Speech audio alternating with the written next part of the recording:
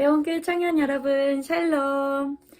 오늘은 온라인 제자학교 제자 그 10번째 경고하시는 하나님에 대한 강의를 나누려고 합니다.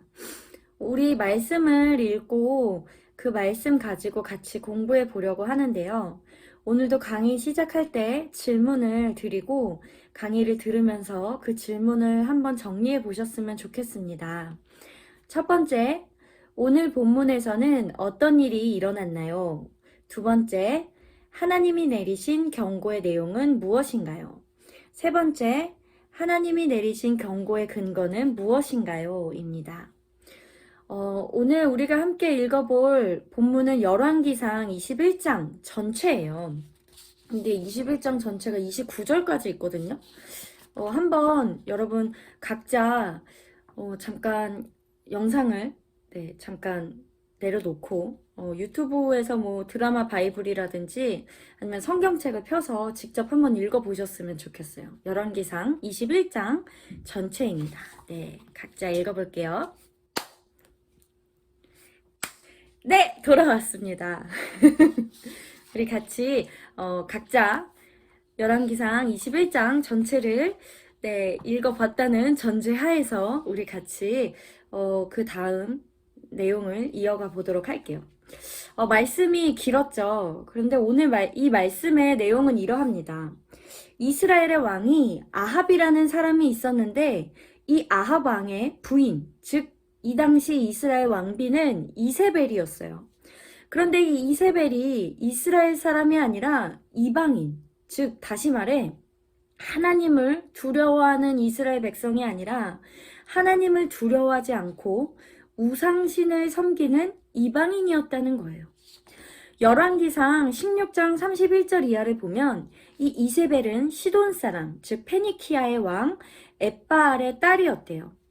이세벨은 바알을 섬기는 여자였거든요. 그래서 이세벨과 결혼하고 나서 아합은 바알을 섬겨 예배하고 바알의 신전에 바알을 위한 제단을 쌓았고 또 아세라 상도 만들었다고 해요. 그래서 33절을 보면 이 아합을 가리켜서 그 이전에 이스라엘의 모든 왕보다 하나님을 더 노하시게 만들었다라고 말씀하고 있습니다. 자, 이 아합이 하나님을 두려워하는, 하나님을 경외하는 마음이 없을 뿐 아니라 백성들의 재산, 백성들의 목숨마저도 마음대로 빼앗는 그런 나쁜 왕이었어요. 그게 오늘 우리가 각자 읽었던 열왕기상 21장의 이야기죠. 어느 날 아합 왕이 나봇이라는 사람의 포도원을 보는데 너무 마음에 드는 거예요. 그래서 말합니다. 나봇, 이 포도원 내가 갖고 싶어. 그러니 나한테 넘겨. 내가 값을 지불해 줄게. 그러나 나봇이 말합니다. 안 됩니다. 이 땅은 조상으로부터 물려받은 유산이에요. 아무리 왕이셔도 드릴 수 없어요. 그래서 아합 왕이 들어 눕습니다. 들어 누워요. 아이고 아이고 하면서 들어 누워요. 내가 너무 갖고 싶은 땅인데 안 준대 하면서 말이에요. 이 이야기를 들은 이스라엘의 왕비 이세벨이 아니 당신이 왕인데 왜 그러고 있어요? 내가 포도원 줄 테니 걱정 마세요. 하고 정말 그 말대로 불량배들을 시켜서 나봇을 하나님과 왕을 저주한 죄로 모함해서 나봇을 죽이고 그 포도원을 아합에게 주죠.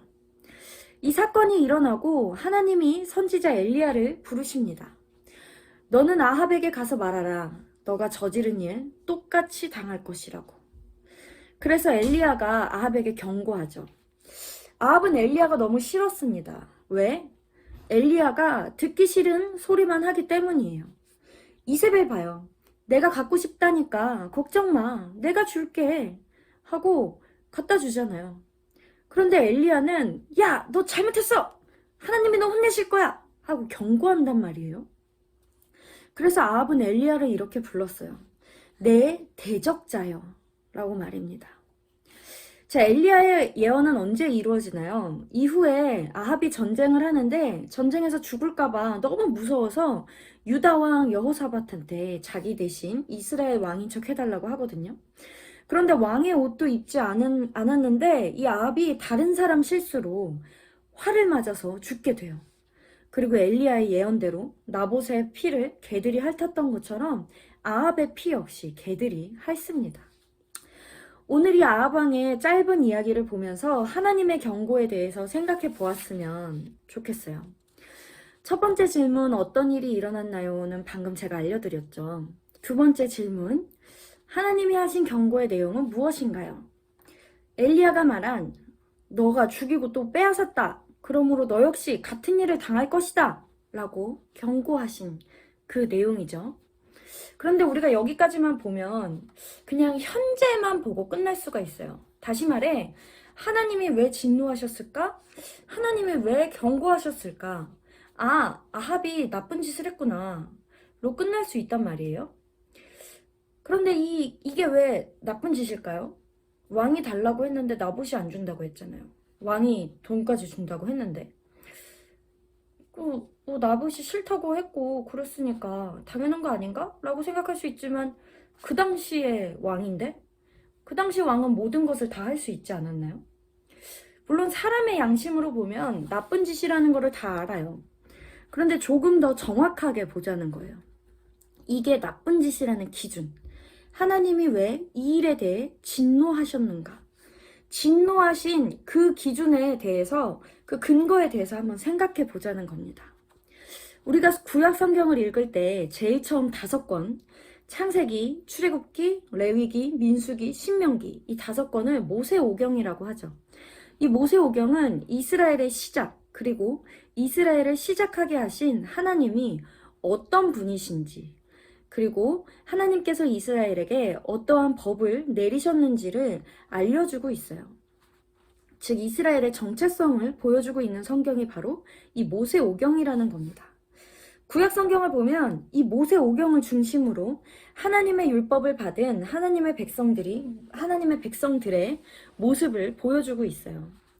시편이나 잠언, 욥기, 예언서, 역사서 이런 책들이 모세오경과 관련 없는, 그저 시간 순서대로 이어져서 쓰여진 책이 아니라 모세오경, 하나님의 율법을 중심으로 이 율법을 노래로 표현하고 삶의 지침으로 표현하고 이야기로 표현하고 있다는 거예요.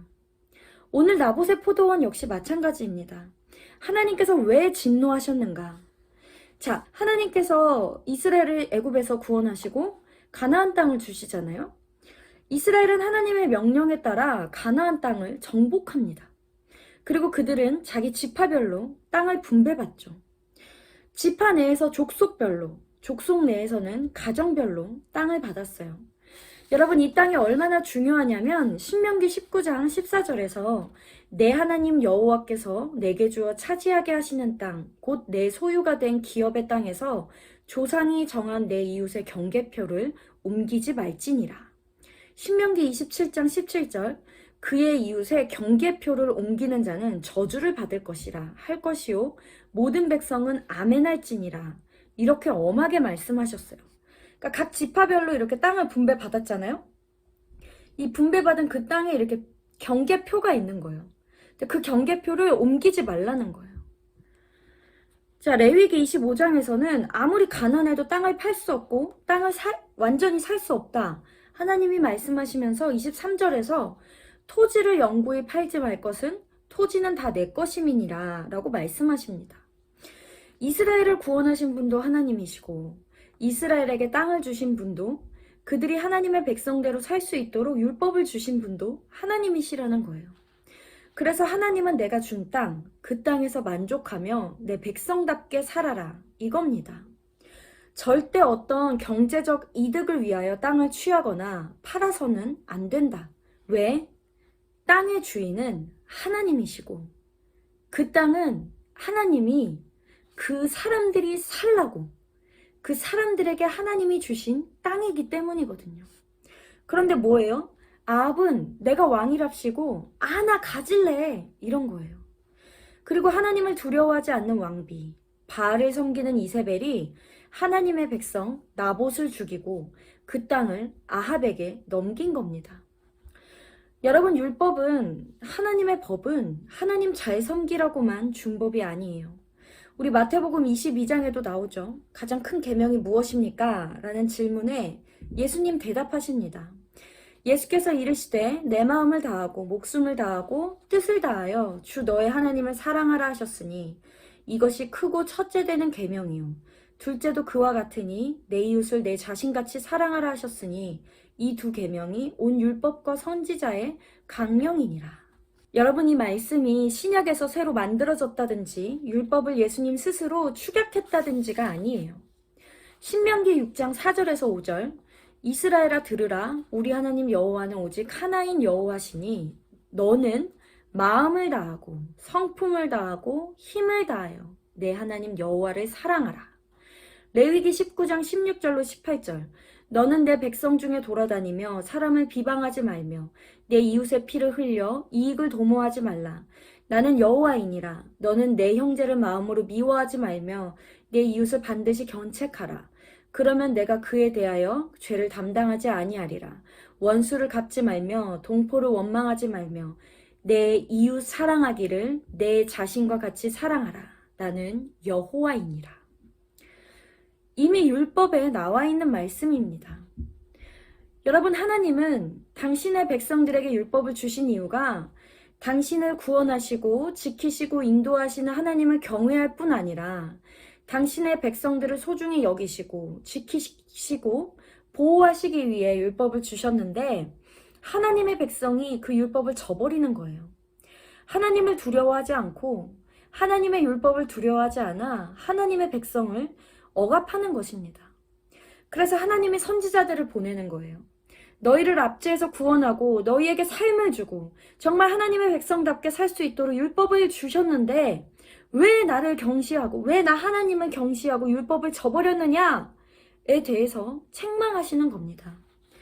그래서 아합왕이 이세벨을 통해 나봇을 죽이고 나봇의 땅을 빼앗은 것, 이것은 나봇 가문에게 죄를 지은 것뿐 아니라 나봇의 하나님이자 아합 그 스스로의 하나님에게 죄를 지은 것이라는 거예요. 여러분, 우리가 삶을 살아갈 때 하나님 앞에서 부끄러울 때가 있죠. 거짓말을 한다든지 다른 사람들을 괴롭힌다든지 마음으로 죄를 짓는다든지 금전적으로나 여러 부분에서 깨끗하지 못하다든지 관계에 있어서 깔끔하지 못하다든지 그럴 때 마음에 찔림이 있어요. 양심의 가책이 있죠. 그런데 여러분 아시죠? 내가 잘못했는데 아무 일도 안 일어나. 아무 일도. 괜찮은가 보네 하고 어느새 잊어버릴 때가 있어요. 나 잘 살고 있다 하고 착각할 때가 있다는 거예요. 여러분, 그런데 사람을 통해서나 직접 어떠한 상황을 통해서 하나님이 경고하실 때만 경고가 아니에요. 이미 하나님께서 우리에게 말씀을 주셨고 그 말씀을 깨닫게도 하셨어요. 우리가 어떻게 살아야 할지 하나님이 이미 말씀해 주셨다는 거예요. 알려주셨다는 겁니다. 그렇다면 아무 일이 일어나지 않는다고 해서 문제가 없거나 하나님이 간과하고 계시는 게 아니라는 거 여러분 기억하시기 바랍니다. 어쩌면 저와 여러분을 하나님이 기다리고 계시는지 몰라요. 아무 일이 일어나지 않아 괜찮네 하고 넘어가지 않고 하나님 말씀 앞에 나 자신을 돌아보아서 스스로 회개하고 하나님 앞에 나아오기를, 그 삶이 다시 의로워지기를 기다리고 계신다는 거예요. 여러분, 많은 이야기를 들으셨을 거예요.